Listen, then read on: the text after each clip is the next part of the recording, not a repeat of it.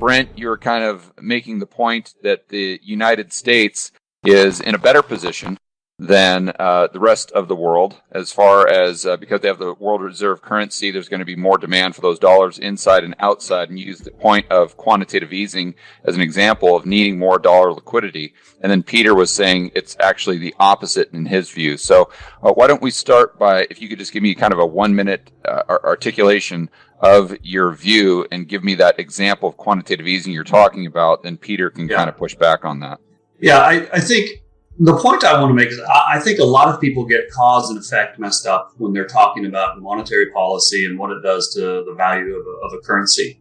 The whole point of QE is to relieve currency pressure or currency deflationary pressure.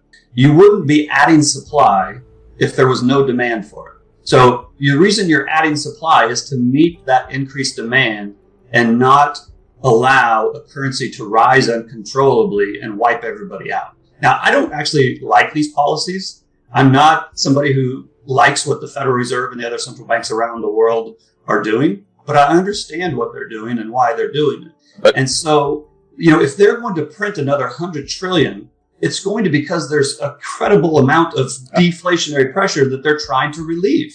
They're not just going to wake up tomorrow morning and say, we're going to print $20 trillion just for the hell of it. They will do it as a result of a crisis, and the crisis will be a rising dollar and deflationary pressure, not falling dollar and inflationary pressure. So, Brent, when you're talking about printing money, are you just referring about or talking about I should just say QE. I shouldn't say printing. It's QE. Okay, so just the Fed expanding their balance sheet. So you think they're expanding their balance sheet to relieve the dollar pressure outside of the United States? Both. Okay, so how are we having dollar pressure inside the United States if prices are going up? Are you looking at asset prices? Meaning that if they're not doing QE, then asset prices are going to deflate? Let's go back to March of 2020. Asset prices were not rising. Asset prices around the world, every market were falling. Every market. If you can find me a security that was up in the second week of March 2020, I would like to see it. Okay, because so everything was falling because everybody, the whole world needed dollars. And the QE response was a response to that dollar demand. Okay, so more asset prices, correct? Because if asset prices collapse, then businesses go bankrupt, jobs disappear, then shelves are really empty because you have a depression. Right. Okay. So, Peter, what's your position there?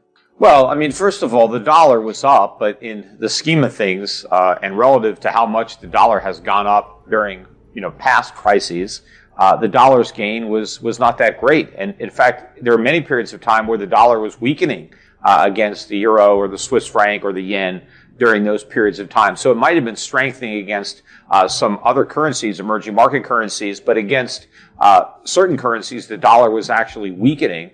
So I didn't see a lot of dollar strength there. But again, Brent, what you have to understand is Peter, there's not one currency in the world that was up against the dollar in March of 2020. Oh, I don't remember the exact. If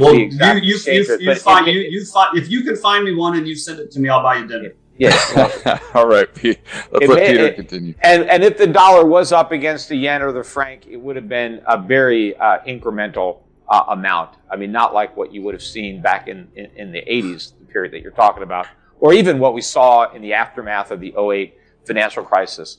But you have to understand that what gives a currency value, ultimately, is the products that are produced by the nation issuing that currency. Because none of these fiat currencies are backed by anything anymore, right? That's why they're fiat currencies. There's no gold there. So what gives a currency value is the goods that are produced by the people in that country. And so the demand for that currency is a function of demand to buy the products that are being produced. And as I said earlier, we have record trade deficits. The world does not need dollars to buy American products because we're not making the products that the world wants to buy. We're not making the products that Americans want to buy. Americans want to buy the products that are made in China and other parts of the world. So on a fundamental basis, the dollar should be very, very weak given our trade imbalance. What's been propping up the dollar is simply demand for U.S. financial assets. And again, there should be no real demand for U.S. treasuries because the negative yields are enormous and nobody wants to lose money on purpose. So when people realize that those negative yields are going to persist indefinitely and they're going to get even more negative, there's no demand there. And I think demand for buying shares of Google and Amazon and Netflix and all these stocks is going to go away. I mean, the world already owns too much. The world is already overinvested in an overvalued U.S. stock market. So I think demand for U.S. financial assets is going to decline over time, but American demand for foreign goods is not going to decline. We're more dependent than ever for foreign goods. So we're headed for a collapse. And as far as what you're saying, if we go into a stagflationary environment where a weakening dollar causes more domestic inflation, which actually destroys consumer buying power, pushes up unemployment, then we have a weak U.S. stock market, there's falling demand for U.S. Dollars because of inflation and a weak U.S. asset market. So if we go into a period of time where the dollar is falling, consumer prices are rising, the economy is in recession, according to you, the Fed is going to start withdrawing all the money from circulation and raising interest rates because the demand for dollars overseas is falling, even though we're in a recession with rising unemployment. You think the Federal Reserve is going to react to that by shrinking the money supply along with the declining external demand for dollars and raising interest rates despite the fact that we're in a massive recession? I think that if anybody can get away with raising rates on a consistent basis, anybody can do one rate hike here, one rate hike there. But if any sovereign can get away with, and I don't think that we're going back to normalization of interest rates. But if anybody can come close, it's the United States versus somebody else. And here is why. And I've said this several times before, and I'm going to say it again because I honestly really believe it. I think Peter is probably the best person in the world at explaining why or where we're going to end up and why we're going to end up. I think everything he just elucidated when he said ultimately, fundamentally, I think he's absolutely right. It's just that I think that road to get there is longer than everybody else. And the reason that it's longer to get there is because all these other countries have problems of their own. And we do not live, and Peter is the best person at explaining free market dynamics. But we do not live in a free market. I'm sorry, we don't. I wish we did, but we don't.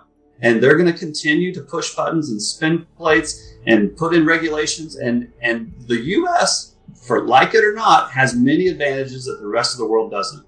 And when push comes to shove, they're not just going to relinquish their military, economic, and social currency that they have in the world. They will use every tool in their arsenal to defend the dollar as the global reserve currency. Now, it will end really, really, really badly, but it's going to end for others before it ends for us. To the extent that your point is that the advantage America has is that all the other countries are screwed up too, and they all have problems, and America benefits from the fact that other nations have problems, I will concede that point. I mean, that has been happening. There is a reflexive response that when everybody is worried about their own problems, they kind of seek out the dollar as a safe haven, ignoring the fact that the problems in America are actually worse than the problems in their own country, right? So they're jumping from the frying pan into the fire. They just don't realize it. And so, yes, America benefits from that. But because of that, America's problems have gotten so much larger than everybody else's because we have all this extra rope that we've been able to use to hang ourselves with, in that everybody has problems. And so the world loans America more money, and America now goes deeper into debt, and we can keep on spending more of that borrowed money to make it look like we don't have problems. But we have even bigger problems, except the world is ignoring those problems, but they will not ignore them indefinitely. And the other point is the burden that America places on the global economy gets greater and greater every year. We are a very expensive habit that the world is financing. The world has to pay for 300 million, Americans, the majority of which are unproductive. Americans are out shopping, spending money they didn't earn, buying stuff they didn't make. That exacts a heavy burden on the rest of the world. So not only does the world have to deal with their own self-made problems, at the same time, they are burdened by having to support the United States. So at some point, they have to recognize it's in their self-interest to stop doing this, making their burden that much heavier by having to carry us around on their back. So we are reaching a point of this whole system collapsing. And if you can look at how much we've antagonized the world, how much we've literally bitten the hands that feed us, look at the fight we picked with China, look what we're doing with Russia. I mean, we are pushing the world in the direction that they should have gone in anyway. The world should completely move away from this U.S. dollar-based system from which America is the only beneficiary. And we receive an enormous benefit from this exorbitant privilege at the expense of the rest of the world. Yeah, Peter, I think that Brent's point, correct me if I'm wrong, Brent, would be that he completely agrees with you. But it's a matter of timing, that maybe in 10 or 15, 20 years that's going to be possible because there's going to be an alternative to the dollar. But until there is an alternative, there's always an alternative. I mean, there's gold. I mean, anybody can use gold instead of dollars. No one's forcing anybody to use dollars. Well, this is a perfect transition to this point, because you and I both agree that everybody should own gold. I mean, and it's hard for me to believe I'm saying this, but I'm actually probably long-term even more bullish on gold than Peter is, which is hard to say, but I think long-term I might be. But one thing that Peter just said, and part of the reason that I pound the table as hard as I do on the dollar is not because I want people to go sell their gold or sell their silver and go buy dollars. That's not the point of doing what I do. The point of doing what I do is I have met so many people who completely understand Peter's and other people, who have criticized fiat currency and central bank action, who completely understand that this is a Ponzi scheme that is going to end. The fiat currencies are going to lose value. And so what they do is they rush out and they sell all their portfolios and they put all their money in gold because the dollar is going to collapse and it's going to be devastation. And they've been doing it for 50 years now. And people have gotten ruined doing that. And I want them to own some gold, but I don't want them to put all of their money into one thing because the dollar is going to collapse. Because even though that collapse will very likely happen at some point, it's very unlikely it's going to happen in the next couple of years. And I don't want them to go out and get into this. I mean, I've met so many people at so many conferences who are 60, 70 years old. They're either in retirement or close to retirement, and their portfolios and their nest eggs are made up of bullion and 60 to 70% gold miners. And it's been devastating for them. Well, to be fair to Peter, I've listened to I'm not podcasts my going finger. way back. I'm not, Peter always says maybe about 10%, depending on who you are. I'm not blaming Peter for this. I'm just telling you, I have talked to so many people who totally understand the long-term picture of fiat currency. And as a result, they go out and they go all in on some kind of real asset or precious metal or Bitcoin or whatever it is because the dollar is going to collapse tomorrow. Yeah. Before we continue, help us clicking that YouTube like button and subscribe now to our channel. This shows the algorithm that you valued this information. And it helps us spread that message. Sharing is caring. And now, let's continue. Do you want to know one thing about crypto?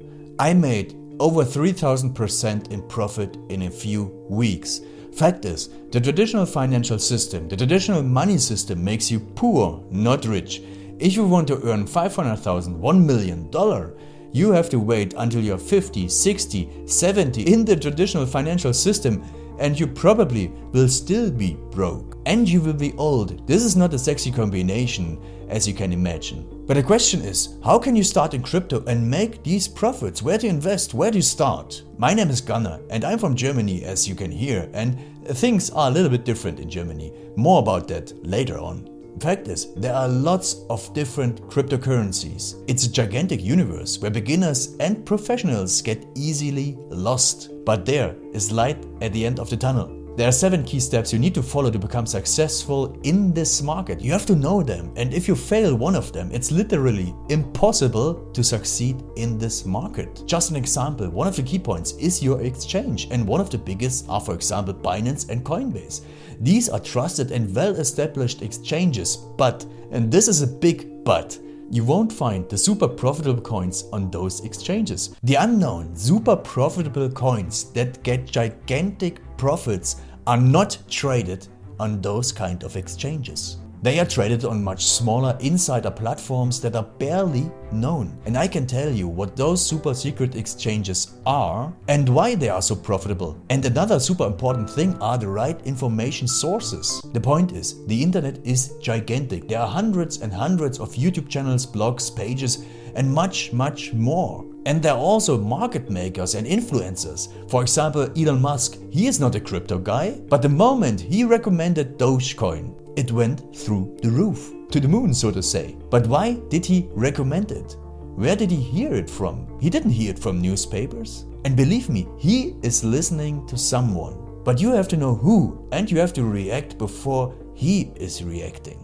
This is really important. And these are only 2 of the 7 steps you have to follow in order to be successful in crypto. And if you want to know all of these steps in much more detail, and if you want to have a comprehensive checklist, here's what you should do. There is a link below this video. Click on this link and you will get the opportunity to subscribe to my channel. Click on the link and you will see a video where I explain the next steps. So see you soon. Click on the link now. I'll see you there.